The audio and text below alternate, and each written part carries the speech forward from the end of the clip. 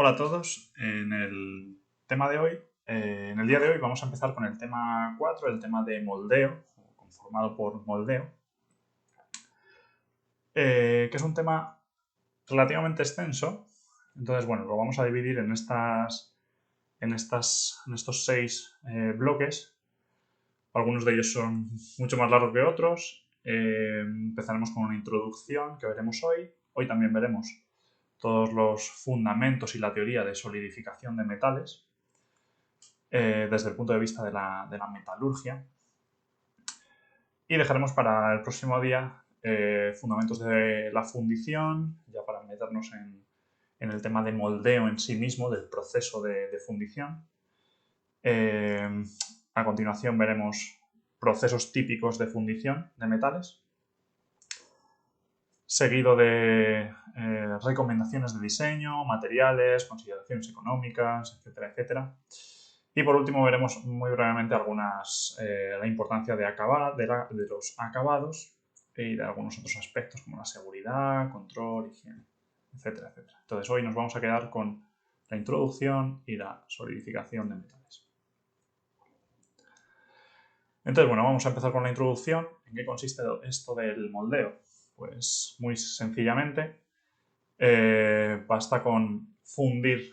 En nuestro caso vamos a hablar en todo momento de metales, entonces fundiremos un metal, es decir, aumentaremos la temperatura de ese metal por encima de su temperatura de fusión, de forma que lo que tengamos sea metal líquido, es lo que llamamos fundido.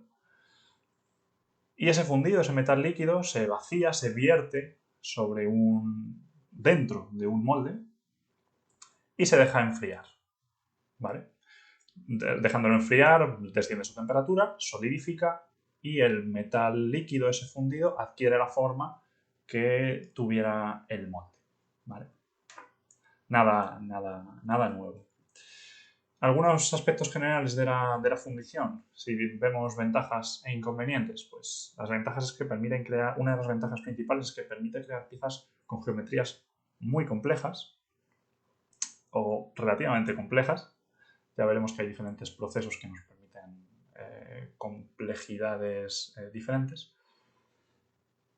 La ventaja también es que algunos de estos métodos no requieren operaciones de acabado posteriores, es decir, desbarbados y rectificados y cosas así. Ya de por sí el acabado es suficientemente bueno. También el rango de tamaños es muy amplio. Podemos tener piezas desde unos pocos gramos, o incluso menos que gramos, pero bueno, desde unos pocos gramos hasta piezas de varias toneladas, ¿vale? Piezas realmente pesadas, realmente grandes también.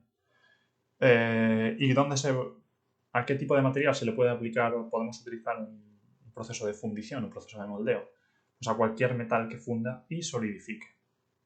De hecho, hay procesos semejantes basados también en la fusión de algún material, por ejemplo, polímeros, termoplásticos y cosas así, que también utilizan técnicas similares al moldeo de metales. Pero bueno, en todo momento vamos a hablar de metales en este tema. Muy importante también que se pueda adaptar a producciones en masa, ¿vale? Algunos de los inconvenientes más importantes tienen que ver sobre todo con el tema de los defectos, baja precisión dimensional, etc. Entonces estos problemas tienen que ver sobre todo muchas veces con porosidades, huecos, gases atrapados, calidad del material obtenido. Luego hablaremos de lo que son la granulometría o cómo es la microestructura del metal solidificado, cómo podemos controlarla y cómo podemos obtener mejores o peores propiedades mecánicas. Y luego otro inconveniente que puede ser importante es la seguridad, porque las operaciones se llevan a cabo con metal fundido, típicamente está por encima de los 1000 o incluso más grados dependiendo del metal, dependiendo de la aleación, por supuesto. Pero típicamente por debajo de los 800, 900 grados será muy difícil trabajar, ¿vale? ¿Dónde podemos encontrar piezas fabricadas por moldeo? Pues en multitud de aplicaciones diferentes. ¿vale? Sector automovilístico, sector del ferrocarril, infraestructuras, utensilios incluso. Entonces, bueno, en muchas partes diferentes tendremos piezas obtenidas por moldeo. Aquí simplemente pues, un pequeño ejemplo bastante típico de qué piezas pueden haber sido fabricadas a partir de moldeo. Por ejemplo, una muy típica es el bloque del motor. ¿Vale? El bloque del motor se suele obtener por moldeo, luego se realizan operaciones posteriores de acabado, de rectificados, de cilindrados, etcétera, etcétera, pero el bloque en sí inicial se obtiene por moldeo. Es el método de fabricación más adecuado en muchos casos. Y bueno, aquí tenemos un par de ilustraciones con un par de ejemplos. Una fundición de acero. Aquí lo que está obteniendo es, por un moldeo continuo, estamos obteniendo perfiles de acero. ¿Vale? Quizás sea de las producciones más elevadas, la de perfiles de acero o vigas de acero, y por eso se hacen de forma continua, de forma que están muy, muy optimizadas y siempre están produciendo perfiles de acero que se van a continuación laminando, cortando, enfriando, según las dimensiones que se requieran, claro. Y aquí a la derecha, pues, por ejemplo, tenemos un ejemplo de una de esas piezas que puede pesar varias toneladas, como es un lingote de aluminio. ¿Vale? También en este caso está extraído en semicontinuo, un proceso similar, con algunas similaridades, semejanzas al proceso de fundición de acero en continuo. ¿Vale? Estos lingotes, pues luego, posteriormente, sirven de materia prima para obtener chapas o láminas de aluminio que son laminadas en caliente o en frío, como habréis visto en los otros temas de la asignatura.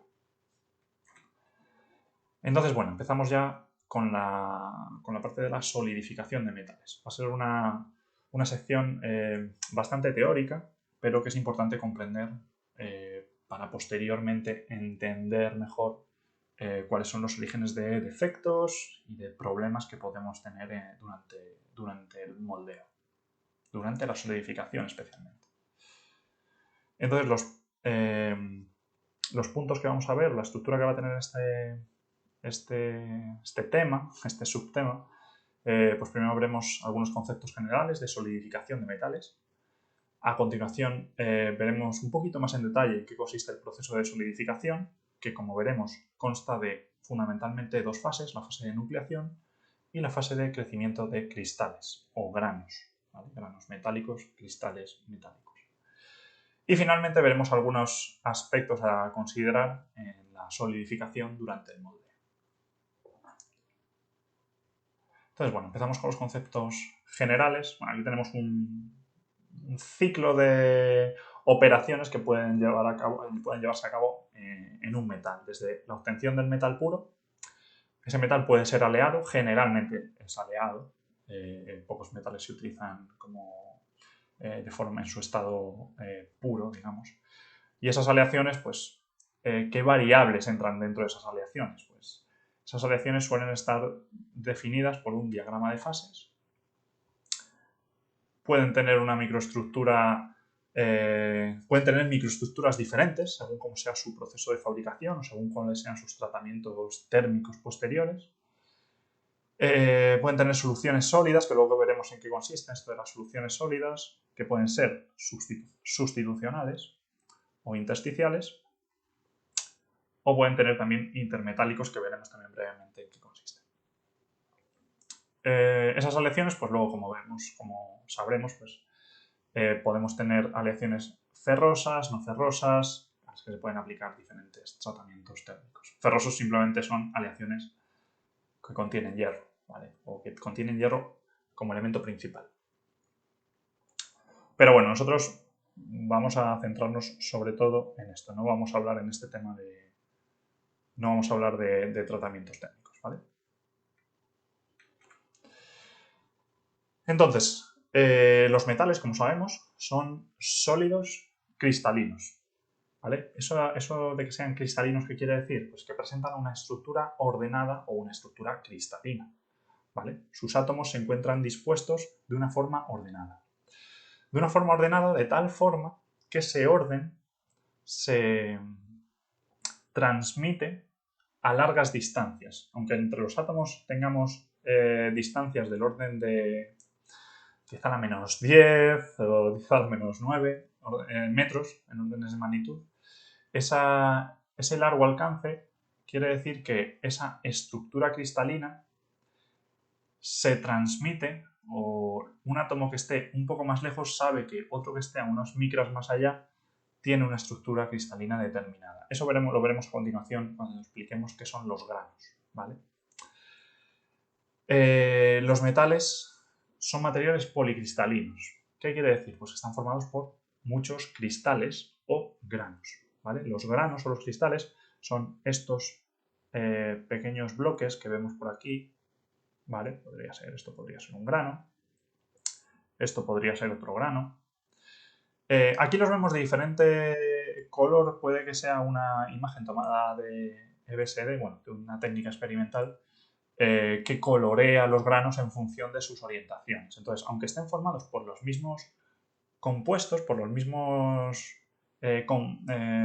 constituyentes, por los mismos aleantes, nos los representa de diferente color porque tienen orientaciones diferentes. Es decir, puede que en este la estructura cristalina tenga esta dirección y puede que en este la estructura cristalina tenga esta dirección, ¿vale? Sí, porque de hecho además es cobre puro, ¿vale? Entonces tenemos cobre aquí, cobre aquí. La diferencia en colores viene de esa diferencia de orientaciones, ¿vale? Y estos granos, pues típicamente pueden tener tamaños del orden de micras, del orden de pocas micras, decenas de micras, cientos de micras, pueden ser más o menos grandes o pequeños, ¿vale? Pero están en ese orden de magnitud, en torno a las micras. Entonces, este ordenamiento atómico del que hemos hablado se puede describir mediante una red tridimensional. Y una red tridimensional que está formada por piezas o por unidades mínimas, y algunas de las unidades mínimas más habituales son estas tres que tenemos aquí. Los átomos pueden estar, o esa pieza, imaginemos que el grano es un puzzle y cada una de esas piezas de ese puzzle es una de estas estructuras, ¿vale? Entonces podría ser una cúbica centrada en el cuerpo, cúbica centrada en las caras, es decir, cúbica centrada en el cuerpo es que tiene un átomo en cada uno de los vértices de un cubo y un noveno átomo en el centro de ese cubo, ¿vale? La cúbica centrada en las caras, igual, tenemos 8 átomos en los vértices más 6 átomos en cada una de las 6 caras, ¿vale? Aquí tenemos la cara de abajo, la cara de la derecha, la cara superior y la cara izquierda. La cara delantera y la cara trasera. Y por último, estos no son los únicos, pero son los tres más habituales, ¿vale? Aproximadamente el 90% de las estructuras cristalinas son uno de estos tres tipos. El último es el que se llama hexagonal compacta. Hexagonal porque es simplemente un prisma de base hexagonal. Y luego aparte tiene un átomo, por supuesto tiene átomos en cada vértice, tiene un átomo en cada vértice y tiene un átomo en cada una de las caras, superior e inferior, en cada una de las bases. Y luego tiene otros 3 en el medio, ¿vale? Pero bueno, no es importante, no vamos a referirnos a ello demasiado, ¿vale? Simplemente por saberlo. Cúbica centrada en el cuerpo, cúbica centrada en las caras y hexagonal compacta. Entonces, vamos a hablar de las soluciones sólidas. ¿En qué es una solución sólida? Pues una solución sólida lo que quiere decir es que en esa estructura cristalina hay un soluto, es decir, hay algo que se quiere disolver. Hay una fase, típicamente será otro metal, que se quiera o que esté disuelto, que se encuentre disuelto entre esa red cristalina de un metal solvente, ¿vale? Uno hará de solvente y otro hará de soluto. Y eso es lo que formará una aleación, ¿vale? Entonces lo que tenemos es que dos o más elementos en estado sólido forman una fase sólida homogénea, ¿vale? Es decir, van a estar perfectamente mezclados de forma que no podemos identificarlos, de forma que no podamos separarlos. Y esa distribución además es uniforme, ¿vale? Es homogénea y es uniforme. Entonces, los tipos de soluciones sólidas que tenemos son esas dos. Vamos a hablar primero de esta que tenemos aquí a la izquierda, que es la solución sólida sustitucional. Fácil acordarse de qué quiere decir el nombre sustitucional. Lo que quiere decir es que tenemos nuestro metal solvente, típicamente es el que se encuentra en mayor cantidad, en mayor porcentaje. En este caso, por ejemplo, sería el cobre. Y el cobre, vemos aquí que tiene esa estructura. En este caso, se puede ver fácilmente que lo que tenemos es una estructura cúbica centrada en las caras, ¿vale? Tenemos aquí 4, 1, 2, 3 y 4 y uno entre medias de ellos, ¿vale? Eso es un cuadrado, una cara de ese cubo, y en el centro tenemos otro más. Esta aleación es el latón y se forma por el zinc se encuentra en solución sólida sustitucional. Sustitucional simplemente porque en algunos de esos posiciones en las que deberíamos tener cobre, lo que tenemos es zinc, ¿vale? Está sustituyendo el zinc al cobre en algunas posiciones. Como decíamos, de forma homogénea y más o menos uniforme a lo largo de toda la masa, ¿vale? Para que se cumpla esto, ¿qué tiene que ocurrir? ¿Cuáles son los requisitos? Pues que los dos metales deben tener estructuras cristalinas similares, es decir, el cobre es FCC, cúbica centrada en las caras, y el zinc también. Y además que el tamaño de sus átomos debe ser parecido. ¿Vale? Aquí decimos que aproximadamente en torno al 15% de diferencia debe haber entre el solvente y el soluto. ¿Vale? La aleación de cobre y zinc es el latón. ¿Vale? Y el otro tipo de solución sólida es la solución sólida intersticial. Y esta se produce cuando el soluto es suficientemente pequeño como para caber en los intersticios. ¿Qué son los intersticios? Pues dentro de la estructura cristalina de nuestro solvente, en este caso sería el hierro, si introducimos carbono, el carbono cabe en esos huecos, aquí por ejemplo, cabría carbono, que es lo que tenemos aquí, en esos huecos, en esos intersticios que quedan de por sí en la estructura cristalina del hierro. ¿Vale? Entonces los requisitos son que el átomo solvente debe tener más de una valencia para aceptar otros elementos en los intersticios y que en este caso pues el radio del soluto debe ser bastante más pequeño que el del solvente para que quepa, ¿vale? Simplemente. Por supuesto, hierro y carbono, lo que tenemos es acero. Y bueno, algunas definiciones más que tenemos por aquí pues son los compuestos intermetálicos, que son estructuras que constan de dos metales o más, en los que los átomos de soluto están presentes en ciertas proporciones entre los átomos solventes. Algunos pueden tener solubilidad sólida y el tipo de enlace puede variar, ¿vale? Entre metálico e iónico. ¿Vale? Y los sistemas de dos fases. En este caso lo que tenemos es, efectivamente, son dos fases, ya no es algo homogéneo, ya podemos distinguir entre una fase alfa y una fase beta, por ejemplo. ¿Vale?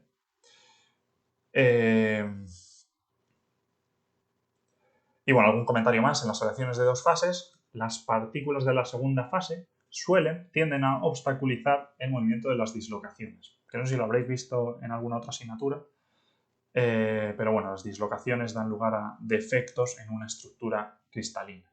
O mejor dicho, los defectos dan lugar a dislocaciones en una estructura cristalina. Restringir estas dislocaciones lo que quiere decir es que la resistencia, la ruptura de este material, de esa red cristalina, está más impedida. Lo que quiere decir es que aumentamos la resistencia de ese material, de esa estructura cristalina. Y aquí, pues bueno, tenemos un par de ejemplos. Estos serían granos representados de diferentes fases, ¿vale? Granos tipo alfa y granos tipo beta, ¿vale? Con diferentes composiciones, con diferentes propiedades, incluso. Y en este caso lo que tenemos es una aleación plomo-cobre, pero en la que tenemos partículas de plomo distribuidas de forma más o menos uniforme, pero son ya partículas, no son simples átomos de plomo, ¿vale? Entonces, bueno, empezamos ahora con el proceso de solidificación, ¿vale? ¿Qué es lo que ocurre? ¿Cómo es este proceso de pasar de líquido, de fundido, de metal fundido, a metal solidificado? Entonces, aquí lo que tenemos es este proceso de solidificación. ¿Qué es lo que ocurre en un proceso de solidificación? Partimos de un líquido en el que no existe una estructura cristalina, ¿vale? Por eso es líquido, los átomos fluyen, no tienen esa estructura cristalina o esa ordenación de largo alcance en la fase líquida. Al pasar a fase sólida, ¿qué es lo que ocurre? Que adquiere una estructura cristalina y tiene esa ordenación de largo alcance, ¿vale? La movilidad atómica en un líquido es alta, en la fase sólida es baja o prácticamente nula o muy pequeña. Y eso tiene que ver pues, con lo que típicamente llamamos fluidez. Los líquidos fluyen, los sólidos no fluyen. O fluyen tan lentamente que podemos despreciarlo completamente. ¿A qué llamamos temperatura de fusión? A la temperatura de equilibrio entre la fase sólida y la fase líquida. Aquí estamos hablando de metales puros, ¿vale? Estamos hablando de, por ejemplo, tomamos hierro puro, ¿vale? Y bueno, a presión constante, ¿vale? ¿Qué ocurre a esta temperatura de fusión? Pues si lo miramos desde el punto de vista termodinámico, lo que ocurre es que esta temperatura de fusión tiene que ver con es la intersección de las energías libres del material en estado líquido y en estado sólido. Entonces, como todos sabemos de termodinámica, el material, la materia en general, tiende a estar en los estados mínimos de energía. Eso quiere decir que cuando estemos a una temperatura superior a T sub F, la energía libre de la fase sólida es más alta que la energía libre de la fase líquida, con lo cual el material, este elemento, preferirá estar en fase líquida si estamos a esta temperatura, ¿vale? Mientras que si la temperatura desciende, ese elemento preferirá estar en fase sólida, cuya energía libre es menor que la de la fase líquida, a esa temperatura. Bueno, entonces, continuamos con metales puros, ¿vale? Eso es importante, muy importante tenerlo en cuenta, lo ponemos por aquí, pero es importante. Entonces, ¿qué es lo que ocurre durante el enfriamiento? Durante el enfriamiento tendremos un metal líquido, que está a una temperatura superior a la temperatura de fusión, ¿vale? En el eje vertical tenemos la temperatura y en el eje horizontal tendríamos, por ejemplo, el tiempo. Para que el líquido comience a solidificar, no es suficiente con llegar a la temperatura de fusión, porque en ese estado en realidad está en equilibrio. Normalmente lo que se hace, siempre lo que se debe hacer es subenfriarlo, es decir, aplicarle una temperatura inferior a la temperatura de fusión, o mejor dicho, no se va a convertir en sólido justamente al llegar a la temperatura de fusión, tendrá que descender un poquito más, ¿vale? Y luego cuando se esté dando la solidificación se produce a esa T sub F, ¿vale? Una vez que termina la solidificación, ha tenido lugar, se ha solidificado completamente esas partículas, ese volumen de material, lo que ocurrirá es que si seguimos extrayendo calor, descenderá su temperatura, ¿vale? Entonces lo que tenemos aquí es primero un calor de enfriamiento del líquido, el calor específico del líquido, luego tenemos un calor latente, que es el calor que hay que extraer, la energía que hay que extraer para que se lleve a cabo el cambio de fase, y finalmente el calor que extraigamos provocará una reducción de la temperatura ya del material en estado sólido, ¿vale? Pero bueno, esta delta T es lo que vamos a llamar subenfriamiento, ¿vale? A lo largo de la presentación. Entonces, bueno, a esa temperatura de fusión que habíamos visto, se empieza a producir la nucleación del sólido, que es que se empieza a solidificar. Es el primer paso en la solidificación y ocurre lo que habíamos dicho, ¿vale? Primero enfriamos el líquido, luego la temperatura se mantiene constante mientras extraemos el calor latente de fusión. Se llama latente por eso, porque el material, el sólido líquido, permanece a la misma temperatura, permanece a la temperatura T sub F, pero tenemos que extraer ese calor, ¿vale? Y a continuación, pues simplemente el enfriamiento del sólido, ¿vale? Pero lo más importante es que en un metal puro, esta temperatura de cambio de fase es constante, ¿vale? Luego veremos que para las aleaciones no lo es. Y efectivamente, me he anticipado un poquito, pero bueno. ¿Qué ocurre en aleaciones? En las aleaciones lo que tenemos son... Las aleaciones están descritas por un diagrama de fases. Un diagrama de fases que lo único que nos dice es cómo se comporta la aleación en función de la cantidad relativa que hay de un componente o de otro componente, ¿vale? Aquí tenemos aleaciones de dos elementos. Este, por ejemplo, sería níquel-cobre. Y este es el aspecto que tiene un diagrama de fases, el más sencillo, ¿vale? Este sería un diagrama de fases monofásico. Monofásico quiere decir que solo tenemos una fase en estado de sólido.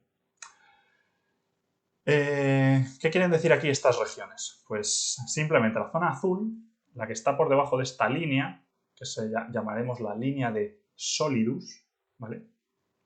Si estamos por debajo de esta temperatura, quiere decir que estamos en estado sólido y que nuestra aleación lo que tendremos es una fase sólida que hemos llamado alfa, ¿vale? Mientras que si estamos por encima de la línea roja punteada, esta línea es la línea de líquidos y nuestro material estará en estado líquido, ¿vale? Supongamos que tenemos una aleación con un 60% de cobre y estamos a 1400 grados, ¿vale? Pues aproximadamente estaremos por aquí. Entonces lo que tenemos es una aleación al 60% de cobre o al 40% y al 40% de níquel, ¿vale? Son complementarios, van en volumen, y estará en estado líquido, ¿vale? Tendremos una aleación fundida. Ahora veremos que si la empezamos a enfriar, cuando traspasemos esta línea de líquidos, comenzará a solidificar, ¿vale? Y habrá una parte de esa aleación que esté ya sólida, ¿vale? Pero no toda. Para que se solidifique toda tenemos que continuar reduciendo la temperatura y cuando pasemos por debajo de la línea de sólidos, toda la aleación, todo el volumen de material que tenemos de esta aleación habrá solidificado, ¿vale? Bueno, recordad que simplemente pues, el subenfriamiento también se produce, también es preferible en las aleaciones. Luego veremos más tarde que el subenfriamiento va a determinar en buena parte cómo de rápido se enfría la aleación. O el fundido en general. Entonces, bueno, vamos a ver un poquito más en detalle un ejemplo de un diagrama de fases real. Y vamos a ver qué variables tenemos. Ya hemos hablado de que en el eje vertical tenemos la temperatura, ¿vale? La composición está en el eje horizontal, ¿ok? Y las fases presentes están en el interior del gráfico, ¿vale? Es decir, si tenemos líquido, si tenemos sólido, si tenemos una mezcla de líquido y sólido, si tenemos más de una fase que de otra. En este caso no se va a producir porque, de nuevo, es un diagrama monofásico. Todo el sólido es el mismo tipo de fase, ¿vale? Que normalmente pues lo podemos llamar alfa. Cuando solo hay una. Cuando haya dos podemos decir alfa y beta. Pero bueno, aquí no vamos a hablar demasiado sobre diagramas de fases. Entonces, en este diagrama volvemos a tener un diagrama de cobre y níquel. Para no complicar nada, simplemente suponemos 50-50 y vamos a suponer también que estamos a una temperatura relativamente alta, ¿vale? Por encima de esto, pues a lo mejor estamos en 1480, 1500 grados centígrados y vamos a comenzar a enfriar esta aleación y a ver qué es lo que ocurre, ¿vale? Entonces tenemos nuestra aleación aquí arriba con esa temperatura, toda líquida, por supuesto, y comenzamos a enfriar. Al llegar a 1300 grados, ¿qué es lo que empieza a ocurrir? Supongamos que tenemos una masa, o mejor dicho, un volumen fundido y llegamos a la temperatura de líquidos para esa aleación. Pues a esa temperatura comienza el proceso de nucleación, ¿vale? Luego hablaremos un poquito más. Pero eso quiere decir que ya empiezan a aparecer pequeñas partículas solidificadas, ¿vale? Muy pequeñas, por eso se llaman núcleos, se llama fase de nucleación, pero bueno. Al continuar enfriando, ¿qué ocurre? Esos núcleos crecen. Y típicamente tienen un crecimiento dendrítico, ¿vale?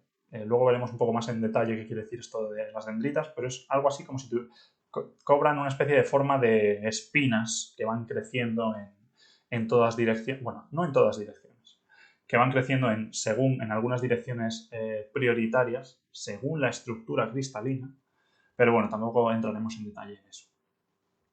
Entonces, en esta fase ya, lo que habíamos dicho antes, tenemos una parte líquida y otra parte sólida. De hecho, esto es el líquido y esto es el sólido, ¿vale? Mientras que aquí casi todo era líquido y teníamos muy poquito sólido, que eran estos núcleos, ahora ya empezamos a tener un porcentaje más relevante de sólido. Finalmente, si continuamos enfriando y llegamos a la temperatura de sólidos, todo el líquido se habrá solidificado y lo único que tendremos serán granos, ¿vale? de nuestra aleación, ¿vale? Estos granos, como decíamos antes, ¿cuál es su peculiaridad? ¿Qué diferencia un grano de otro que tenga vecino? Pues su orientación, ¿vale? ¿Vale? Si un vecino se encuentra con otro en la misma dirección, no tendríamos este borde, ¿vale? Pero bueno, entonces esas son las tres fases, grandes fases, de las que vamos a hablar, fundamentalmente la nucleación y el crecimiento, ¿vale? Entonces, bueno, vamos a ver un poco más en detalle qué más información nos puede dar el diagrama de fases. Entonces, aquí a la derecha lo que hemos pintado es la temperatura frente al tiempo, ¿vale? En este caso, la temperatura frente al tiempo. Igual que antes lo habíamos hecho en un metal puro, ahora lo tenemos en una aleación, ¿vale? En una aleación monofásica. Entonces, inicialmente, ¿qué es lo que hacemos? Enfriábamos el líquido, ¿vale? Extraemos ese calor específico de la fase del líquido, ¿vale? ¿Qué es lo que hacemos a continuación? Bueno, como sabíamos, cuando llegamos a la temperatura de líquidos, ya empiezan a aparecer núcleos, ya comienza la fase de nucleación. A continuación, durante la solidificación, ¿vale? Nos hemos saltado la fase de crecimiento, pero hemos ido directos a toda la solidificación. ¿Qué es lo que queremos fijarnos aquí? Pues aquí lo que queremos fijarnos es que el cambio de fase total tiene lugar a temperatura no constante, ¿vale? Antes teníamos una T sub F y ahora lo que tenemos es una temperatura de líquidos y una temperatura de sólidos que dependen, por supuesto, de la cantidad de aleantes. Aquí, por ejemplo, lo que vemos es que cuanto más cobre añadimos, más baja es la temperatura de líquidos y de sólidos, porque la temperatura de fusión del cobre en este caso es inferior a la del níquel, ¿vale? Y es un diagrama monofásico, ¿vale? Hay otros casos que puede haber comportamientos un poco especiales, como son los eutécticos, de los que hablaremos muy, muy brevemente. Entonces, aquí lo que tenemos es líquido más sólido a una temperatura no constante. Y luego ya una vez que tenemos sólido, 100% sólido, pues enfriamiento, ¿vale? Del que hablábamos antes.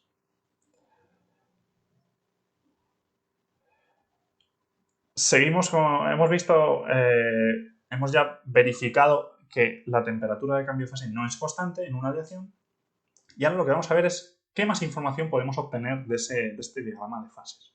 Entonces, cuando empieza la solidificación, que empieza la fase de nucleación, cuando cruzamos la línea de líquidos, nos preguntamos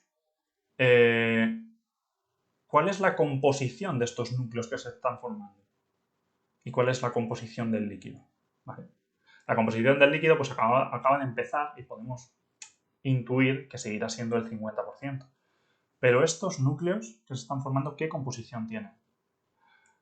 Para eso lo que tenemos que hacer es trazar una línea horizontal, una línea isoterma en el punto en el que estamos, y en el punto en el que esa línea se corte con la línea de Solidus, ese punto nos da la composición del sólido en ese instante, ¿vale? Entonces, en ese instante lo que tenemos es que el sólido, esos núcleos que se están formando, tienen una cantidad de cobre un porcentaje en cobre del 36%, ¿vale? Con lo cual el resto, el 64%, es níquel. La composición del líquido, pues como acaba de empezar, podíamos suponerlo, pero si trazamos esa misma línea y hallamos la intersección de esa línea isoterma, esta línea amarilla, con la línea de líquidos, en este caso coincide con el punto en el que estamos, vemos que el líquido contiene un 50% de peso en común. Continuamos bajando. ¿Y qué es lo que tenemos? Podríamos hacer lo mismo. Podríamos trazar esa horizontal y aquí podríamos deducir que el líquido ahora contiene un 58% de cobre y el sólido un 42% de cobre, ¿vale? Eso es lo que tenemos ahí, sólido y el líquido. Sin embargo, hay una cosa más que podemos obtener, ¿vale? Y es aplicando la regla de la palanca, podemos obtener la cantidad de líquido y sólido que hay en ese momento, ¿vale? Es decir, cuando estamos aquí, qué porcentaje de líquido tenemos todavía y qué porcentaje de sólido ha solidificado ya, de qué porcentaje ya se ha vuelto sólido. Entonces, para eso, lo que tenemos es que, voy a hacer aquí un pequeño dibujito, y es simplemente nos fijamos en el punto en el que estamos, y lo que estoy tomando es esta línea, ¿vale? Desde esta línea en la que teníamos aquí un 42%, aquí estamos en el 50% y aquí estamos en el 58%, ¿vale? Entonces, para calcular la cantidad de sólido, por ejemplo, no sé si lo hice primero con sólido o con líquido, de sólido que tenemos, lo que hacemos es, aquí estaba el sólido, ¿vale? Esta era la línea de sólidos, esta era la línea de líquidos, y esta es nuestra composición inicial, o global. ¿Cómo se aplica esto? Pues si queremos calcular la cantidad de sólido, lo que hacemos es tomar la longitud que hay desde el punto en el que estamos hasta la línea de líquidos y dividirla por la longitud total, ¿vale? Entonces, en este caso, por ejemplo, esto sería 8, 58 menos 50, y esto sería 58 menos 42, 16. Bueno, pues da la casualidad de que vamos a tener un 50% de sólido. Podemos hacer lo mismo para el líquido, y es tomar esta distancia, que en este caso también va a ser 8, y dividirla por la longitud total, ¿vale? Si os fijáis, si queremos obtener sólido, cogemos la distancia del punto que tenemos hacia el lado contrario, ¿vale? Es decir, cuanto más cerca estemos de sólido, más cantidad de sólido tenemos. De la línea de sólidos, más cantidad de sólido tenemos. Entonces, haciendo esos números, lo que vemos es que en el líquido lo que tenemos es un 50% y, evidentemente, en el sólido lo que tenemos es la parte complementaria, que en este caso es un 50%. Si aplicamos esta regla de la palanca, igualmente, al último punto, ¿qué es lo que vamos a obtener? Bueno, la composición del sólido, en este caso es ya del 50-50, y el líquido, la última gota de líquido que solidificara, tendría una composición del 67%, ¿vale? Cuando estamos ya muy cerca quedará muy poquito líquido. Ese líquido tiene una composición en cobre más alta, ¿vale?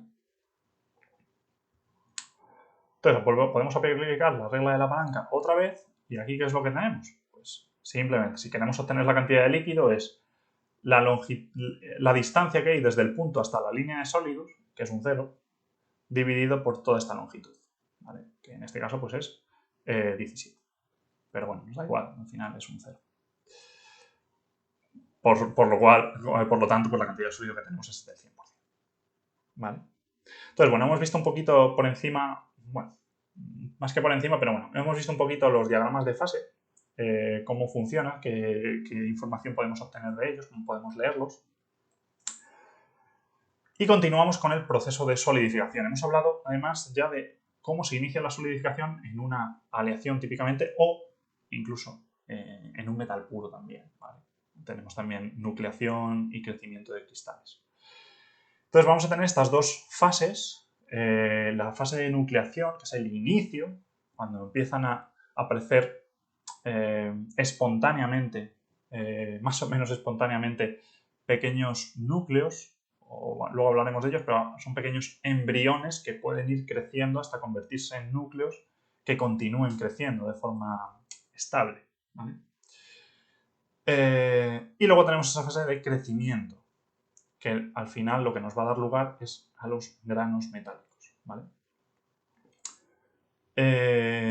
Vale, entonces vamos Bueno, antes de seguir, los núcleos serían algo representativo como esto, ¿vale? Serían pequeñas esferas, típicamente, porque es la forma más estable. Los cristales pueden tener diferentes formas, pero luego hablaremos de esas dendritas, de esas formas tan particulares, tan llamativas. Y finalmente obtendremos granos, que estarán separados los unos de los otros por lo que llamamos bordes de grano. Y de nuevo, los bordes de grano, ¿por qué aparecen? Porque tenemos granos con diferentes orientaciones, ¿vale? ¿Vale? ¿Eso qué implica? Que no cada núcleo que aparece o cada cristal que crece no tiene por qué ser un núcleo, ¿vale? Pero bueno, si son paralelos entre sí, se unirán y formarán un solo grano, varios cristales, ¿vale? Entonces, bueno, vamos a continuar y vamos a empezar con la fase de nucleación. Existen dos tipos de nucleación. Vamos a ver las dos y vamos a ver qué las caracteriza y cómo describirlas. La primera es la nucleación homogénea. Homogénea en el sentido de que se produce, por ejemplo, en el caso de un moldeo, se produciría en el centro del molde, lejos de las paredes. ¿Por qué? Porque los núcleos que se formarán están completamente rodeados de líquido, ¿vale? No ven nada más que líquido. ¿Por qué? Porque la nucleación heterogénea es lo contrario. No, son núcleos que comienzan, que nuclean sobre una superficie, ya sea, por ejemplo, una pared o ya sea otro material que normalmente se les denomina agentes nucleantes, ¿vale? Es decir, partículas sólidas que puede haber distribuidas por nuestro fluido fundido, a la que de repente, ¡pum!, crece un núcleo, ¿vale? Y va creciendo y va aumentando y de ahí pues van apareciendo esas dendritas que luego veremos por qué aparecen, ¿vale? Entonces, bueno, vamos a hablar de cada una de ellas, empezando con la nucleación homogénea, ¿vale? Nos quedamos con esta parte de la imagen, la parte de la izquierda, en la que solo había fluido. Metal fundido, ¿vale? Cuando el metal líquido, vamos a hablar ahora también, para aplicarlo a la teoría de una forma más sencilla, vamos a hablar de metal líquido puro, ¿vale? Metal puro. Está en estado líquido y se enfría y comienza a enfriarse hacia su temperatura de fusión o de solidificación, es lo mismo. O por debajo de ella, ¿vale? Cuando tenemos ese subenfriamiento, el líquido va a querer solidificarse, pero no de cualquier manera, ¿vale? Va a querer solidificarse de una forma que sea estable, que sea beneficiosa energéticamente para él, ¿vale? Entonces, lo que vamos a tener vamos a hablar de un término que llamaremos tamaño crítico o radio crítico, y será pues simplemente ese tamaño bueno, en este caso he dibujado un diámetro, pero bueno, sería un radio crítico, ¿vale? 2 veces el radio crítico. Estos núcleos que se forman, o estas acumulaciones de átomos solidificados que se forman, pueden clasificarse en embriones, si son muy pequeños y no son estables, es decir, todavía no se sabe si esas agrupaciones de átomos van a seguir creciendo porque es inestable, por debajo de ese tamaño es inestable, pueden volver a fundirse y convertirse en líquido.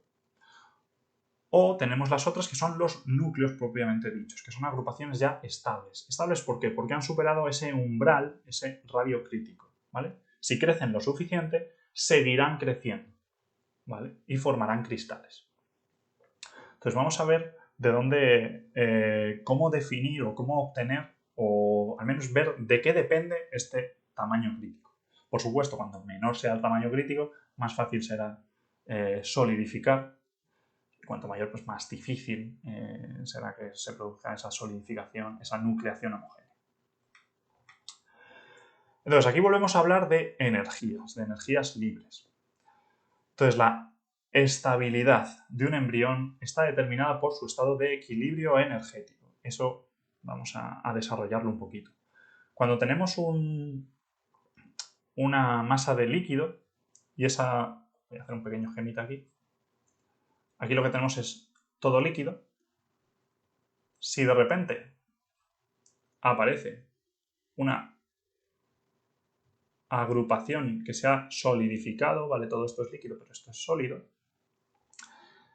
La transición de una a otra debe ser estable energéticamente, si no, no se va a dar de forma natural, ¿vale? ¿Y qué es lo que ocurre entre esta fase, entre esta etapa, entre esta situación y la siguiente? Pues lo que tenemos es que esta aparición de este pequeño sólido, de esta pequeña agrupación solidificada, de este embrión, por ejemplo, vamos a llamarlo, tiene esa variación de energía tiene dos componentes. Una variación de energía libre por el volumen que se ha formado, ¿vale? Y otra variación de energía por la superficie que tiene, que rodea a este volumen, ¿vale? Digamos que la superficie se opone a esta nucleación, mientras que la creación de este nuevo volumen solidificado es más estable que el líquido de por sí, ¿vale? ¿Por qué? Por la temperatura, ¿vale? Ese subenfriamiento del que hablábamos antes es el que va a estar relacionado con esto. Va a hacer que esta situación sea más estable que la de estado líquido. Entonces, la variación de energía total del sistema se puede definir simplemente como la diferencia de ambas, ¿vale? Esta es la que se opone a la solidificación y esta es la que favorece la solidificación, ¿vale? Porque recordamos que lo que queremos es reducir el nivel de energía libre, reducir que la variación de energía libre sea menor o sea negativa, ¿vale? Para ganar estabilidad. Eso es lo que ilustramos aquí a la derecha en todo este gráfico.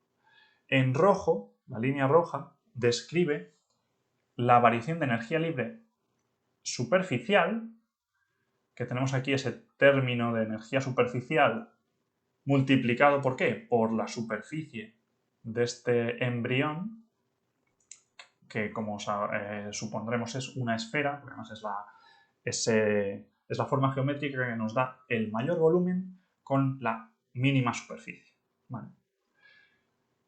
Entonces, esa energía de superficie crece de esta forma, mientras que la energía libre de volumen crece, o bueno, lo he puesto aquí en negativo para entenderlo aquí de forma con este negativo, para poder tener la suma. Aquí esta línea verde es el delta G, la variación de energía libre total, ¿vale? Entonces, mientras que la energía libre de volumen crece de esta otra forma y va con el radio al cubo. Eso quiere decir que para radios suficientemente grandes, este término, el término azul, el término de energía libre de volumétrica, va a ser mayor que el de superficie. Sea cual sea gamma y sea cual sea esta densidad, sean cuales sean. Habrá un valor en el que, un valor suficiente de R en el que este término sea superior a este otro. Entonces, si dibujamos esa variación de energía libre total, lo que tenemos es algo con esta forma. Inicialmente superior, la energía predomina el término superficial y a partir de cierto valor predomina el término volumétrico. El punto en el que se alcanza ese máximo, en el que tenemos ese cambio dependiente, es lo que llamaremos el radio crítico, ¿vale? ¿Por qué? Porque si tenemos una partícula a la izquierda, ligeramente a la izquierda de ese radio crítico, esa partícula va a tender a desaparecer. Ese embrión no va a llegar a convertirse en núcleo, va a disolverse de nuevo en el fluido fundido, ¿vale? Mientras que si tenemos una partícula un poquito a la derecha, es decir, superando ligeramente ya ese radio crítico, esa partícula no solo va a mantenerse siendo sólida, sino que va a caer por aquí de forma que su energía cada vez va a ser menor, va a reducir más y más la energía del sistema y además, al desplazarse hacia la derecha, ¿qué va a hacer? Aumentar en tamaño, ¿vale? Va a crecer. Entonces ya pasa de la fase de nucleación a una fase de crecimiento, ¿vale? ¿Cómo calculamos este R crítico? Pues calculando el máximo de esta función, ¿vale?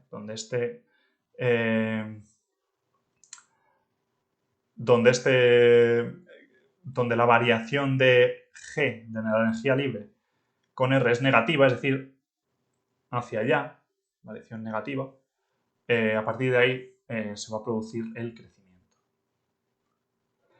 Entonces, estos términos, si los analizamos un poquito y los ponemos uno junto a otro y hacemos las operaciones pertinentes, de momento las incógnitas que tenemos son esta gamma y esta delta GV, que al final son densidades de energía, ¿vale? Luego veremos de qué pueden depender. Si hacemos la derivada, igualamos a cero y despejamos, lo que nos queda es que el radio crítico tiene esta forma, ¿vale? Es mayor cuanto mayor es la densidad de energía superficial y menor cuanto mayor es la densidad de energía libre volumétrica, ¿vale? Estas son las mismas animaciones que teníamos antes, ¿vale? Y a su vez lo que tenemos es una barrera de la que no hemos hablado todavía, y es que este valor actúa de barrera, porque al final, si nosotros tenemos un embrión que está creciendo, tendrá que llegar a superar este nivel de energía. Entonces, cuanto mayor sea este nivel de energía, también más dificultará la fase de nucleación, ¿vale? Y depende de estos términos. Simplemente es sustituir este radio crítico aquí, ¿vale? Si hacemos esa sustitución, lo que tenemos es este valor. Continuando, ¿de qué depende esa densidad de energía libre volumétrica? Pues la dependencia se puede obtener se puede demostrar este término porque es así, pero bueno, un poco por abreviar, os lo he puesto aquí directamente. Al final, este término funciona como la fuerza motriz de la solidificación, se le suele llamar así, la fuerza motriz de la solidificación. Entonces, este término es proporcional al calor latente de fusión y, muy importante, proporcional al subenfriamiento, ¿vale? Cuanto mayor es el subenfriamiento, menor es el radio crítico y menor también es esa barrera energética, esa delta G asterisco que habíamos llamado esta delta G. ¿Vale? De hecho, es lo que tenemos aquí. Al aumentar el subenfriamiento, cuanto más queremos que se enfríe, cuanto más rápido queremos que solidifique, pues efectivamente lo que hace es solidificar más rápido. ¿Vale? Aumenta este delta GV, disminuye el radio crítico y disminuye la barrera energética. Entonces, bueno, no quiero enrollarme más en esto. Simplemente aquí, pues, por ejemplo, podríamos obtener cuál es el delta T, el subenfriamiento necesario para que se produzca la nucleación. Ya que aquí tenemos un radio máximo, que lo que nos dice es de esos embriones que se van a producir, estadísticamente, ¿cuáles son los mayores que vamos a obtener? Pues cuanto mayor es el subenfriamiento, mayores son estos embriones, ¿vale? Que se van a producir. Pues cuando seamos capaces de producir embriones superiores al radio crítico, podremos solidificar, ¿vale? Entonces el radio crítico disminuye con el subenfriamiento y este radio máximo, no está por aquí la expresión, no la voy a poner, pero depende de este subenfriamiento, ¿vale? Y es creciente con el subenfriamiento. Entonces a partir de aquí, con un delta T mayor que este delta Tn, tenemos todo este margen para que se produzca la solidificación, ¿vale? Vale, pues tenemos los principios de esa nucleación homogénea, que es el caso más sencillo, pero tenemos que hablar también de la nucleación heterogénea. ¿Por qué? Porque en el proceso de moldeo, generalmente tiene que haber paredes en el molde y el líquido en contacto con las paredes tiende a enfriarse mucho más rápido y tiende a solidificar antes también, ¿vale? Normalmente la nucleación homogénea ocurre más tarde que la nucleación heterogénea, ¿vale? Entonces, para que se produzca esta nucleación heterogénea, ¿qué condiciones debe cumplir este soporte? Pues este soporte tiene que permitir tiene que poder ser mojado por el líquido, ¿vale? Luego hablaremos qué quiere decir eso de que sea mojado, pero básicamente quiere decir que podamos tener gotas con este aspecto, ¿vale? Una gota que no moja sería una gota así, ¿vale? Cuanto más abierto es este ángulo, decimos que menos moja, ¿vale? Si ese ángulo es 180, directamente es que no moja absolutamente nada, sería completamente impermeable, ¿vale? Y bueno, otra característica es que el metal líquido debe solidificar fácilmente en el agente de nucleación, pero bueno, eso vamos a verlo a continuación. Si representamos cómo es la solidificación de uno de estos embriones o uno de estos núcleos, lo que tendremos será una especie de casquete esférico, ¿vale? Esto, si lo vemos desde arriba, lo vemos en perspectiva, mejor dicho, lo que tendremos es una especie de casquete esférico, ¿vale? Y si lo cortamos por la mitad, veremos algo así. Entonces, ¿qué es lo que tenemos? Tenemos aquí unos términos de contribuciones de tensiones superficiales entre medios diferentes. Recordamos que ahora tenemos tres medios: el líquido, el sólido, pero además tenemos una pared, ¿vale? Vamos a llamarlo el molde. Entonces, entre cada uno de esos medios, lo que tenemos es un término de tensión superficial, ¿vale? Tenemos cada una de estas que al final funcionan como esas densidades de energía superficial de la que habíamos hablado antes. De hecho, en este caso, si hacemos si representamos, si reducimos la variación de energía libre del sistema, he puesto por lo de heterogénea, lo que tenemos es algo así. Estos términos SL y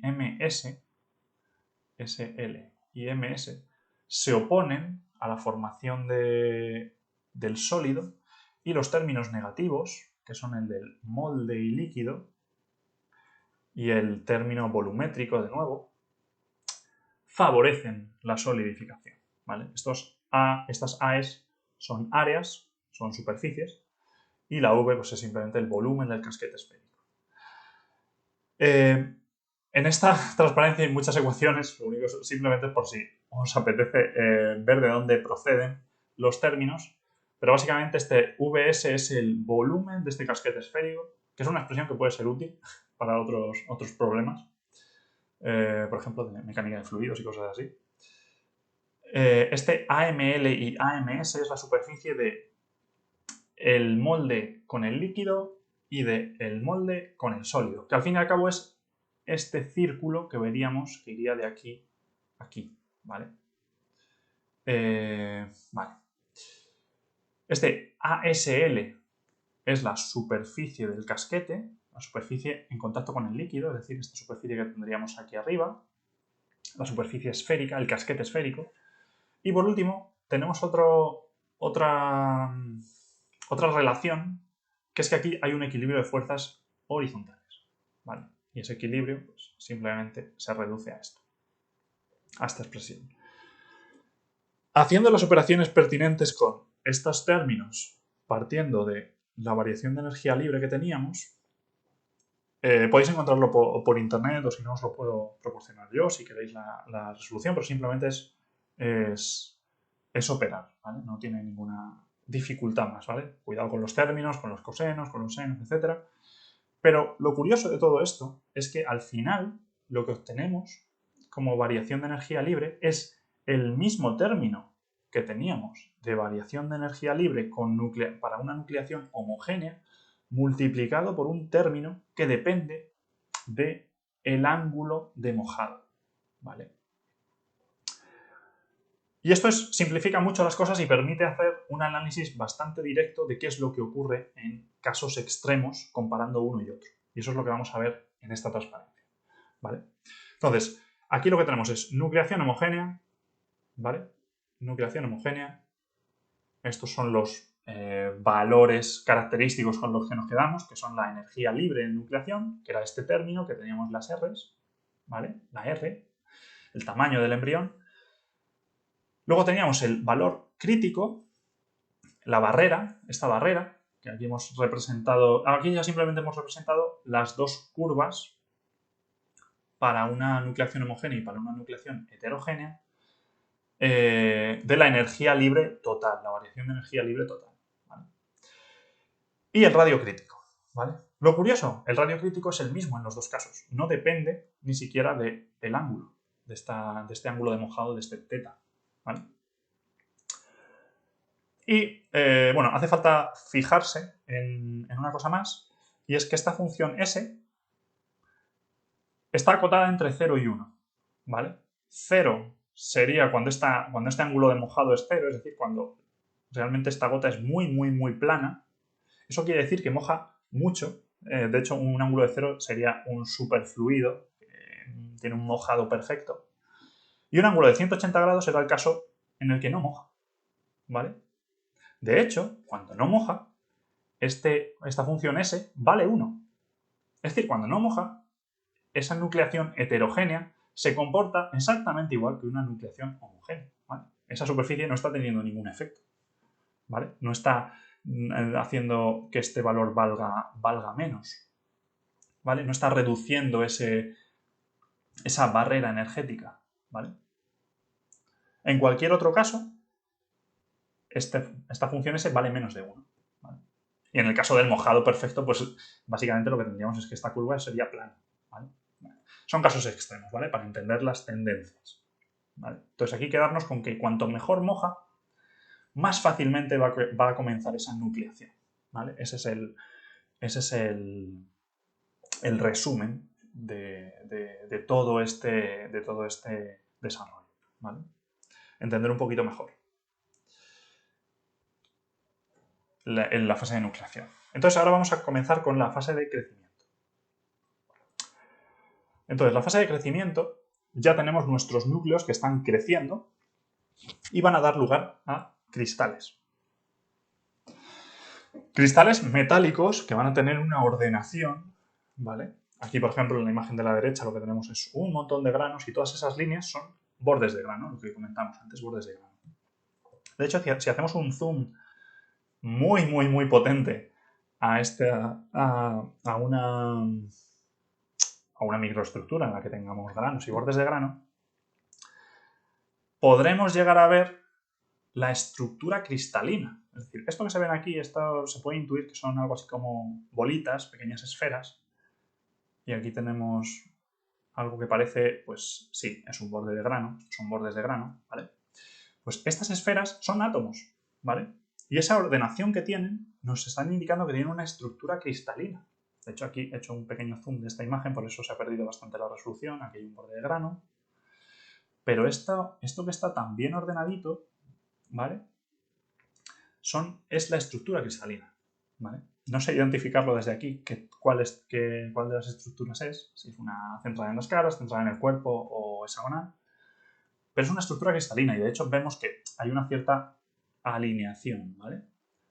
Y al llegar a otro grano, pues cambia esa alineación. Vemos que cambia poco, pero ya es suficiente para que se produzca esta discontinuidad, ¿vale? Y ya distingamos entre granos, ¿vale? Esto es para que entendáis un poquito, para visualizar un poquito mejor lo que estaba explicando antes cuando dibujaba las líneas paralelas y luego dibujaba otras en otra dirección en el grano adyacente, en el grano vecino, pues esto es lo que tenemos. Esto es lo que es la realidad, ¿vale?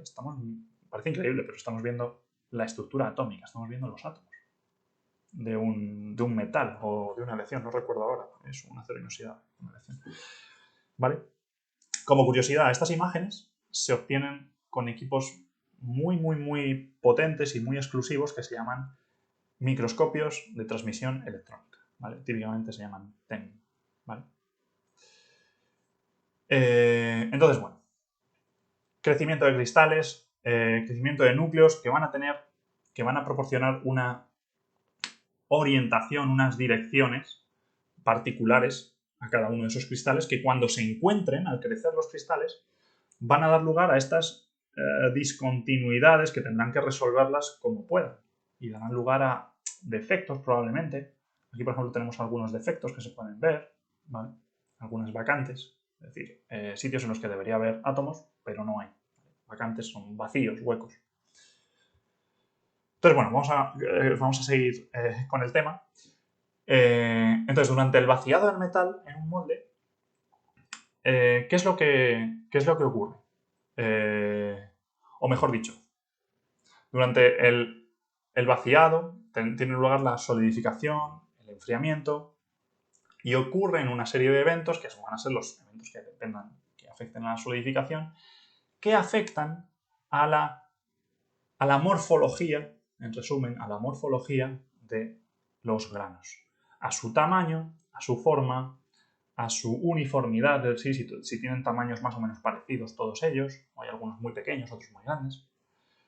Y esos granos dan, esa morfología de los granos da lugar o termina definiendo las propiedades macroscópicas del metal solidificado.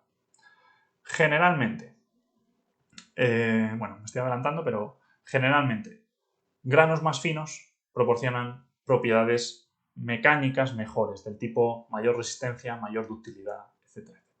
¿Vale? Entonces, variables que afectan a este crecimiento y a esta solidificación, pues por supuesto el tipo de metal o aleación, muy importante las propiedades térmicas, tanto del metal como del molde, ¿vale? Un molde metálico enfriará muchísimo más rápido que un molde de arena, por ejemplo. Y luego, esto lo veremos más adelante, pero también la relación entre volumen y área del molde será importante. La forma del molde también tiene efectos sobre la solidificación, pero bueno, eso lo dejaremos para otra parte, para otro de los bloques otra de las secciones del tema que no veremos hoy, ¿vale? Evidentemente que cuanto mayor sea el número de puntos de nucleación disponibles, es decir, cuantos más núcleos podamos producir, más granos tendremos al final y por lo tanto más pequeños van a ser, ¿vale? Pocos puntos nos dan un grano grueso, muchos puntos nos dan un grano fino. Y como decíamos, granos finos, mayor resistencia, mayor uniformidad, mayor ductilidad, etcétera, etcétera. En general, por supuesto, depende de las reacciones, pero en general es así. Entonces, ¿cómo puede ser el crecimiento de estos cristales? Pues el crecimiento de estos cristales depende de lo que ocurre en la interfase. ¿Qué interfase? Pues la que tenemos entre el líquido y el sólido. ¿Vale? Si pensamos en los núcleos que teníamos antes, nuestro núcleo está de aquí para la izquierda, es decir, de aquí para la izquierda lo que tenemos es sólido, y la interfase está avanzando, por eso tenemos aquí este vector velocidad, está avanzando hacia la derecha. ¿Vale? Lo que está ocurriendo con la interfase es que realmente lo que está ocurriendo es que este líquido aquí cercano al sólido está solidificando. Por eso da la sensación de que la interfase está avanzando hacia la derecha. Entonces, distinguimos dos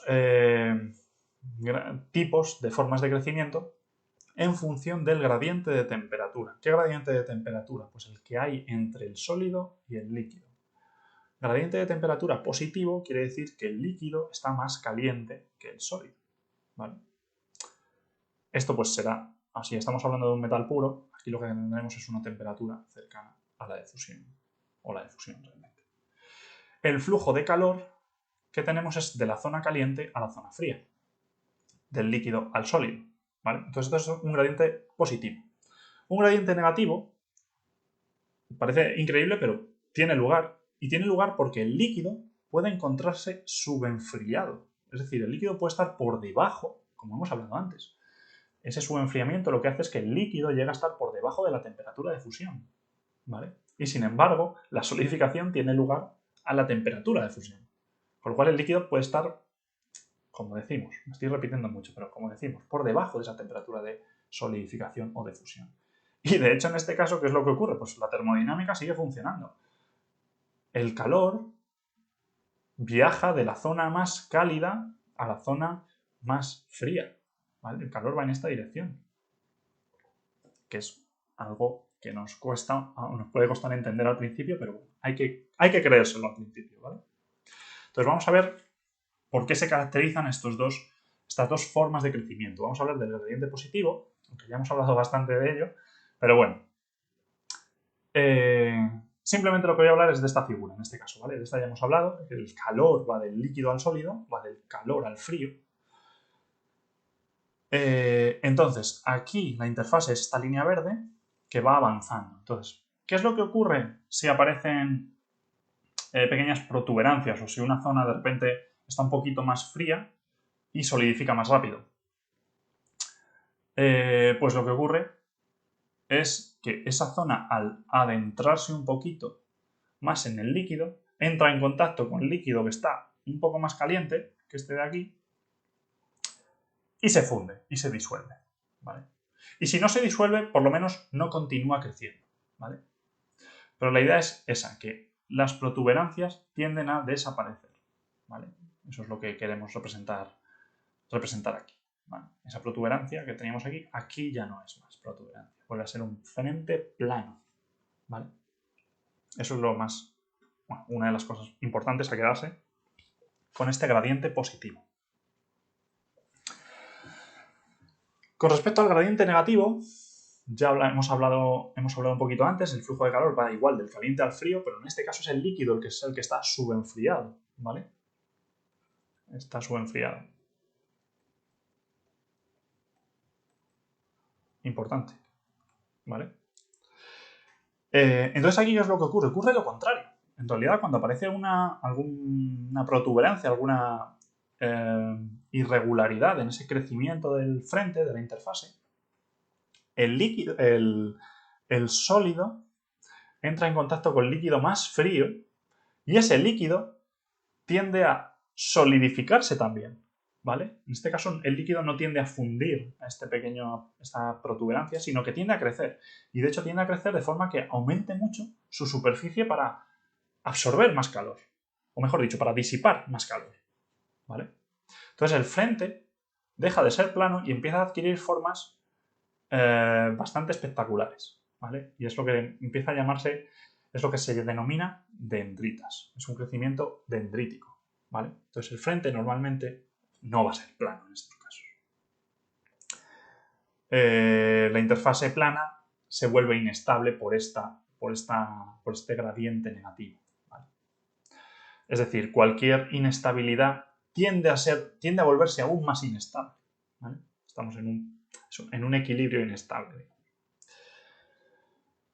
¿Y qué son estas dendritas? Pues estas dendritas tienen este aspecto, ¿vale?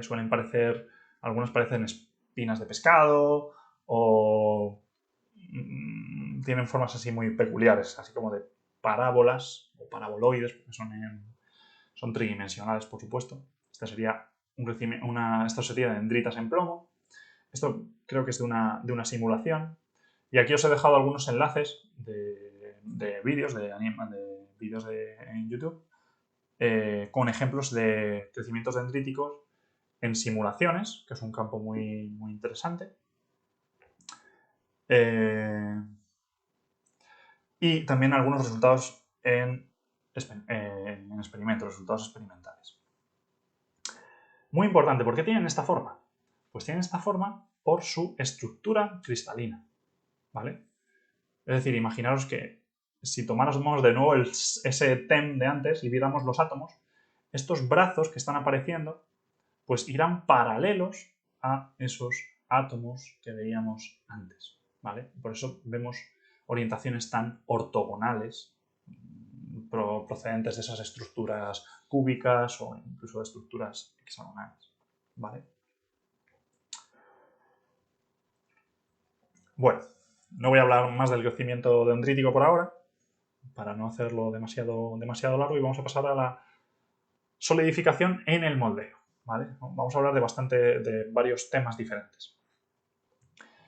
Entonces, cuando vertemos el fundido a un molde, aquí, bueno, este comentario de momento lo podéis obviar, luego diremos en qué consisten estos afinadores de grano.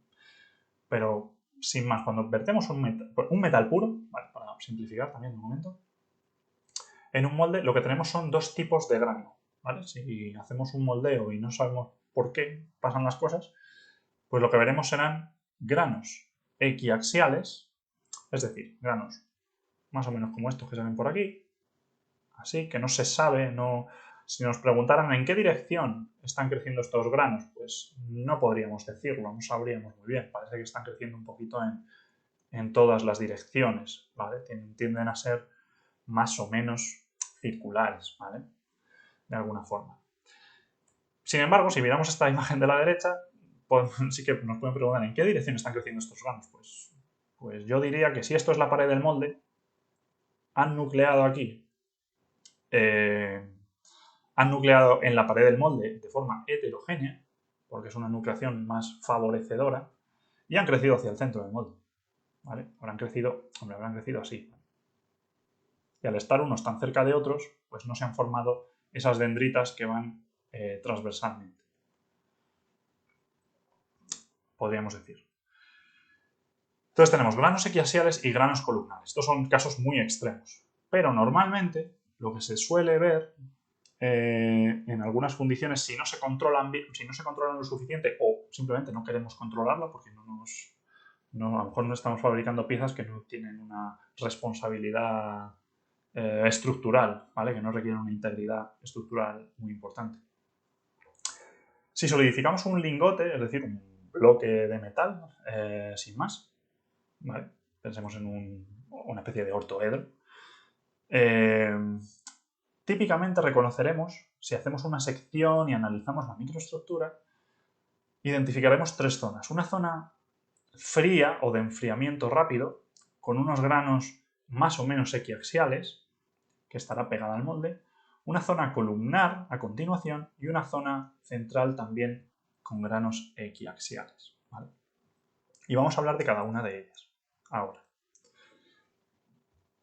Entonces, en la zona fría, donde tenemos esos granos equiaxiales, ¿qué es lo que ocurre? ¿Por qué se han formado granos equiaxiales? Pues se forman porque al colar el metal, la capa de líquido que está en contacto con el molde se suele enfriar muy rápidamente, ¿vale? Y se enfría tan rápidamente que tiene lugar tanto la nucleación heterogénea en la pared como nucleación homogénea próxima a la pared, ¿vale? Entonces, por eso tenemos esos granos equiaxiales. A veces esta región es muy, muy pequeña porque el enfriamiento, el subenfriamiento no es suficiente como para dar lugar a demasiados granos de origen homogéneo, por nucleación homogénea, y simplemente se producen granos pegados en la pared que terminan creciendo como granos columnares. Pero bueno, otras veces enfría lo suficiente una región relativamente más o menos ancha, cercana a la pared del molde. Y esos granos, pues, como sabemos, pues tienen una orientación al azar. Esa extensión, como decíamos, el tamaño de esta zona fría depende del material del molde. Un material metálico va a subenfriar muy rápido, ¿vale? Esta región será más ancha en moldes metálicos.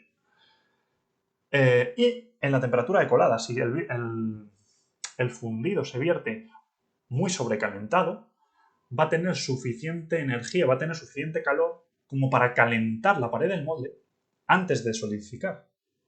Entonces el subenfriamiento que va a tener va a ser mucho más pequeño o casi ninguno, ¿vale? Va a ser mucho más pequeño al menos. Y bueno, relativo a esto, pues la temperatura y conductividades térmicas del molde. Podríamos calentar el molde. Tenemos un molde metálico y a lo mejor lo podríamos calentar, aunque no es una cosa que interese.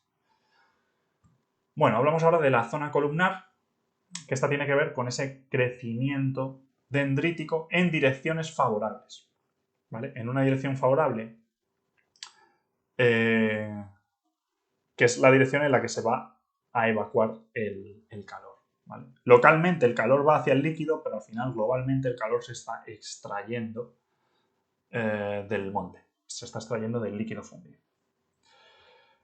Y se caracteriza por esa orientación favorable. Es decir, aquí puede haber granos que crezcan no en esta dirección perfectamente perpendicular al molde, a la pared del molde, sino que crezcan un poquito inclinados. ¿Qué es lo que pasa? Que los granos que crecen perfectamente perpendiculares a la pared del molde crecen más rápido. Entonces, al crecer rápido, estos granos de aquí se quedan encerrados y no continúan creciendo. Por eso aparecen este tipo de granos aquí. Parece que están cortados, ¿vale? Porque los han encerrado, los granos vecinos, los cristales vecinos. Y sabemos que cuando ese gradiente es negativo, teníamos el crecimiento dendrítico. Cuando no es negativo, lo que tenemos es un crecimiento plano. Tendremos granos muy largos, pero que crecen con un frente plano.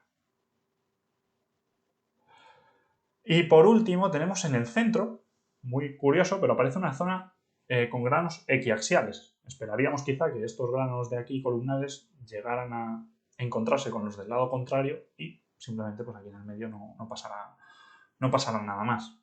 Sin embargo, aparecen estas regiones equiaxiales en el centro, que pueden ser más o menos pequeñas. Podrían llegar a no existir en un caso muy extremo, pero suelen aparecer. Entonces, estas regiones se producen porque ocurre una nucleación homogénea en el centro del molde antes de que lleguen los granos columnares. ¿Y de qué puede proveer? ¿De dónde puede? ¿Cómo puede ocasionarse esta nucleación homogénea? Pues porque se den las condiciones adecuadas, porque tengamos un subenfriamiento importante, como un subenfriamiento térmico importante, o un fenómeno que se denomina subenfriamiento constitucional, y es que al ir variando la composición, en el caso de una aleación, al ir variando la composición localmente cerca del frente, no voy a entrar en detalles, pero al ir variando la composición cerca del frente, lo que puede llegar a ocurrir es que la temperatura a la que está el líquido cerca del frente de solidificación, cerca de esta interfase, puede ocurrir que esa temperatura llegue a estar por debajo de la línea de liquidus, o por debajo de la temperatura de liquidus localmente. Es decir, que solidifique el líquido antes de que el frente lo haga solidificar. ¿Vale? Entonces, de nuevo, tendremos una nucleación homogénea que favorecerá la aparición de todos estos granos equiaxiales. ¿Vale? Otras posibilidades, la introducción de agentes nucleantes, ya sea con el fundido, o sea que nosotros de forma intencionada añadamos unas partículas, unos agentes nucleantes que favorezcan la nucleación heterogénea en el centro, ¿vale? En el centro del molde, o la aparición de agentes nucleantes no intencionados, es decir, agentes nucleantes que pueden ser cristales que se han formado al comienzo y que se han roto y han viajado por convección hacia el centro del molde y ahí han actuado como superficie de apoyo para que se produzca la nucleación heterogénea y empiecen a aparecer cristales en el centro, ¿vale? Lo mismo con las dendritas, por ejemplo, si aquí tuviéramos dendritas que están creciendo, si tenemos dendritas, esta sería una dendrita de primer orden, estos serían dendritas de segundo orden, estos serían dendritas de tercer orden, de cuarto orden, de quinto orden. Un poco exagerado. Pero las dendritas de segundo, tercero, cuarto orden son más delgadas y pueden también romperse. Puedes romper el brazo y también viajar por convección hacia otra zona del molde y actuar como agentes nucleantes, ¿vale? Entonces, bueno, ya sea por un subenfriamiento o ya sea por la aparición de agentes nucleantes, podemos tener nucleación en el centro del molde, ¿vale? Y aquí, por ejemplo, en estas imágenes vemos tres casos, sobre todo el segundo y el tercero son bastante extremos. En todos ellos vemos un poquito de nucleación en la zona fría, nucleación equiaxial en la zona fría, aunque bueno, más que equiaxial en este caso es bastante columnar. Luego vemos los granos columnares creciendo y luego vemos una zona equiaxial. Aquí prácticamente es nula esa zona equiaxial, aparece al final casi más porque se encuentran unos granos columnares con otros. Pero sin embargo en este caso apenas hay zona columnar.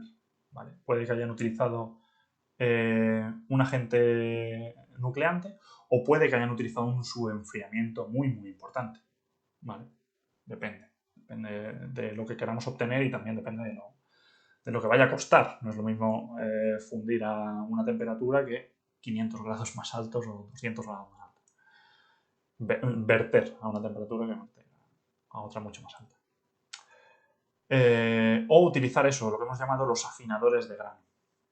¿Vale? Los afinadores de grano no son ni más ni menos que agentes nucleantes destinados a eso, a producir muchos núcleos, de forma que al producirse muchos núcleos efectivos en el sentido en el que van a crecer, pues lo que tenemos es que los granos son pequeños, ¿vale? Como dijimos antes. Entonces, bueno, ya hemos visto casi lo más importante de todo el tema, pero bueno, para ir concluyendo, volvemos al gráfico de un diagrama de fases. En este caso, aquí tenemos una fase alfa, aquí tendremos una fase alfa más beta, y aquí no lo he pintado del todo, pero lo que tendremos es algo así. ¿Vale? Esta sería una fase beta. Y tenemos dos líneas de líquidos. Una línea de líquidos que sería esta, que llega hasta este punto, que se llama eutéctico. ¿Vale? Se llama eutéctico y el nombre quiere decir realmente que se funde a baja temperatura. Y es que se funde a más baja temperatura que sus constituyentes, que esta sería la temperatura de fusión del constituyente que iría a la derecha y esta sería la temperatura de fusión del elemento a la izquierda. ¿Vale? Y realmente se está fundiendo a una temperatura inferior a ambos. Pero bueno, nos olvidamos de esto. Esto es simplemente por completitud, ¿vale? For the sake of completeness. Entonces, nos venimos aquí y en realidad lo que tenemos es un comportamiento idéntico, prácticamente idéntico, al que teníamos antes, porque tenemos una aleación monofásica, ¿vale? Tenemos una aleación que tiene esta composición X sub 0. ¿Y qué es lo que ocurre aquí? Si tenemos un enfriamiento como este, con esta composición, aquí lo que tendremos es que el líquido comienza a solidificar, con lo cual todo el sólido tendrá esta composición XS1, llamado. Si seguimos descendiendo a esta altura, el sólido tendrá esta composición y el líquido tendrá esta otra composición. Y si terminamos la solidificación en este punto, a T sub 3, lo que tendremos es que el líquido, las últimas gotas de líquido, tendrán esta composición. ¿Qué es lo que ocurre? Si esta solidificación es muy rápida, lo que tendremos es lo que se llama segregación o microsegregación. ¿Qué quiere decir? Que las primeras partes que han solidificado tenían una composición XS1.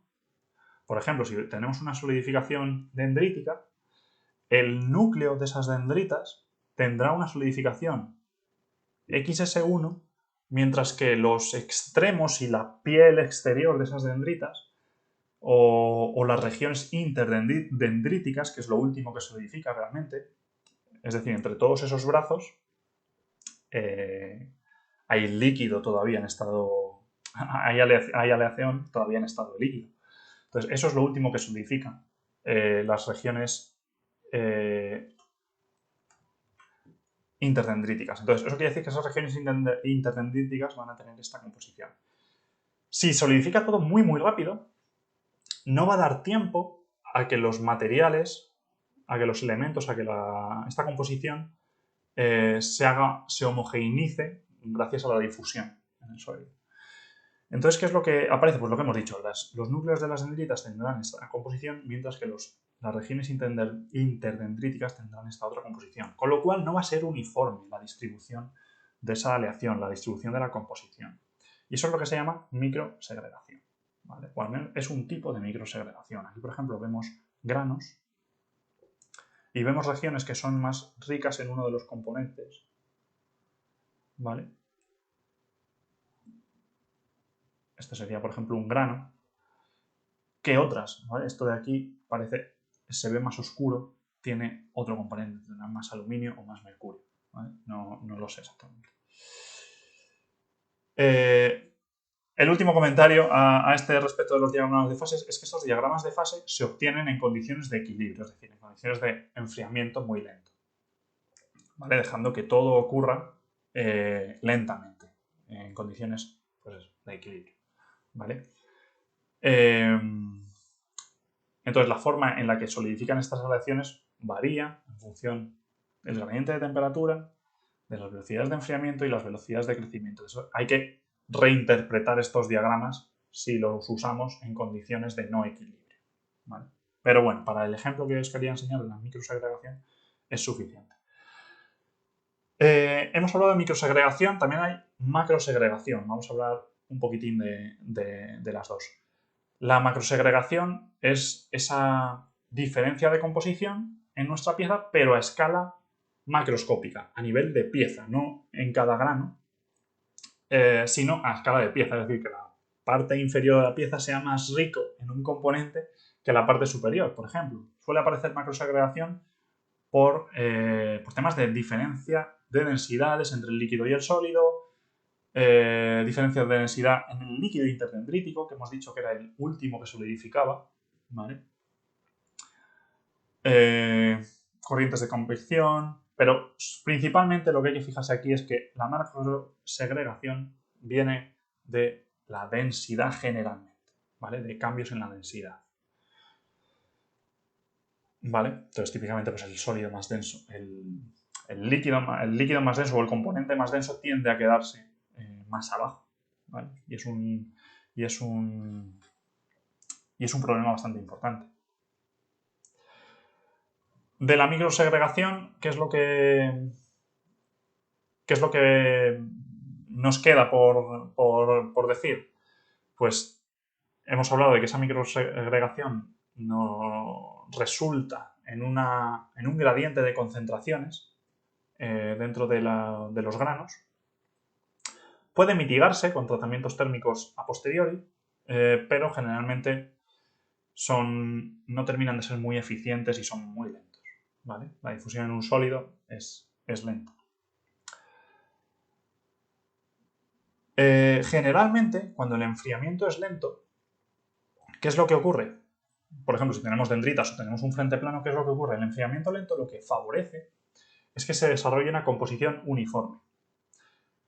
¿Por qué? Porque tenemos una difusión del soluto en el sólido durante ese enfriamiento, porque es tan lento, es decir, está a tan alta temperatura durante tanto tiempo que permite la difusión del soluto y la homogeneización, la uniformidad de composición, ¿vale? Mientras que si el enfriamiento es rápido,